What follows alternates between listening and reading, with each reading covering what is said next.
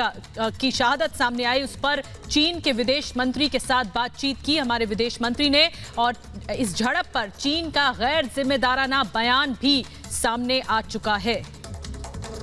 और दोनों देशों के विदेश मंत्रियों के फोन के ऊपर बातचीत हुई। ग्लोबल टाइम्स ने इस बारे में ट्वीट भी किया। अभिषेक कपूर हमारे एग्जीक्यूटिव एडिटर इस वक्त हमारे साथ जुड़ रहे हैं, सीधे उनके पास चलेंगे।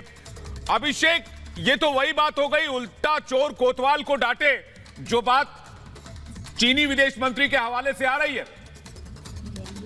देखिए विवेक, ये तो चीन का चरित्र है और 62 से हमने देखा है, यही बात रही है। चाउ एन लाई भी यही करते थे, यहाँ आके नेहरू जी से मिलके गए, पंडित जी से, और वहां जाके जो पूरा हमला कर दिया पूरे बॉर्डर पे, पूरी सीमा पर।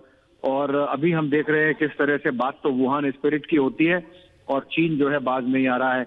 मेरे ख्याल से जो संवाद हुआ है हमारे दोनों विदेश मंत्रियों के बीच में, उसमें दो टूक बात हमारी तरफ से हुई है कि ये जो किस्सा हुआ है कल, जो लाइन ऑफ एक्चुअल कंट्रोल है, जिसके बारे में भी परस्पर विरोध बना रहता है, जिसके लिए एक मैकेनिज्म भी बना हुआ है, और उसके हमारी तरफ, भारत की तरफ हुआ है। यानी कि चीन जो है वो हमारे हिस्से में आया है और उसको वापस जाना है। वापस जाने का अंडरस्टैंडिंग हुई थी 6 जून को कोर कमांडर लेवल टॉक्स पे, और वो इम्प्लीमेंट नहीं हो रही थी।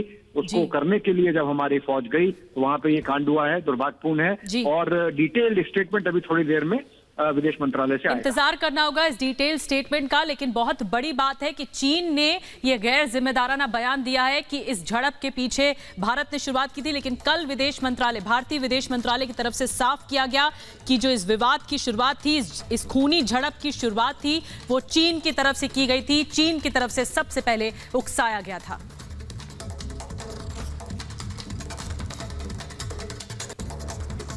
और अब आपको बताते हैं कि गलवान घाटी, जो कि पूर्वी लद्दाख का हिस्सा है, इसमें हुआ क्या था, कैसे ये खूनी झड़प में बदल गई, और तारीख क्या थी। 15 जून को गलवान में क्या हुआ था, शाम 4 से 5 बजे के बीच में मीटिंग होनी थी दोनों सेनाओं के अधिकारियों के बीच में। और ये देखिए इलाका भी हम आपको बता रहे हैं कि अक्साई चीन से कैसे ये उत्तरी की तरफ है, उत्तरी तरफ अक्साई चीन है और गलवान घाटी दक्षिणी ओर आता है। कर्नल संतोष बाबू बातचीत के लिए गए भी थे। जो बातचीत होनी थी, कर्नल स्तर की बातचीत होनी थी, उसके लिए कर्नल संतोश बाबू भी गए थे, जो कि शहीद हो चुके हैं इस खूनी झड़प में। कर्नल ने चीन को पीछे हटने के लिए कहा। हमारी तरफ से पूरी तरफ से इस बात को अश्योर किया गया कि चीन ये हिमाकत नहीं करे कि ये जो पूरा मसला है ये वायलेंस में आ जाए या हिंसा में तब्दील हो जाए। चीनी सेना के जवानों ने बातचीत नहीं मानी, यह बहुत बड़ी बात है। चीनी सेना ने पत्थरबाजी अचानक से शुरू कर दी गलवान घाटी में, और ये तब हुआ जब कर्नल लेवल का अधिकारी वहां पर बातचीत करने गया था, लेकिन वो बातचीत नहीं मानी गई और अचानक से पत्थरबाजी शुरू हो चुकी थी और रॉड तक चलने लगी थी चीनी सैनिकों की तरफ से। भारतीय जवानों ने कर्नल को बचाने की पूरी कोशिश की और उसके बाद कर्नल को अपने बेस कैंप में लेकर भी आए। जो भारतीय जवान हैं वो कर्नल को बेस कैंप में लेकर आए और उसके बाद दोनों सेनाओं के बीच झड़प और तेज हो गई।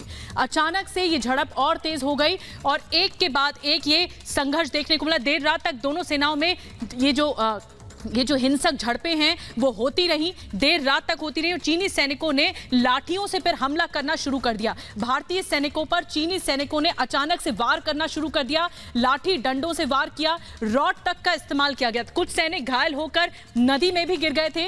बताया जा रहा है कि कुछ सैनिक घायल होकर नदी में गिर गए थे और उसके बाद ये पूरा विवाद इतना ज्यादा पनपा कि भारतीय खेमे में हमारे 20 जवान शहीद हुए और उस खेमे में चीनी सैनिकों के 43 जवानों को हमने मार गिराया। शुक्रिया आपका निधि। लेकिन पहले प्रधानमंत्री नरेंद्र मोदी और अब सेना प्रमुख ने साफ कर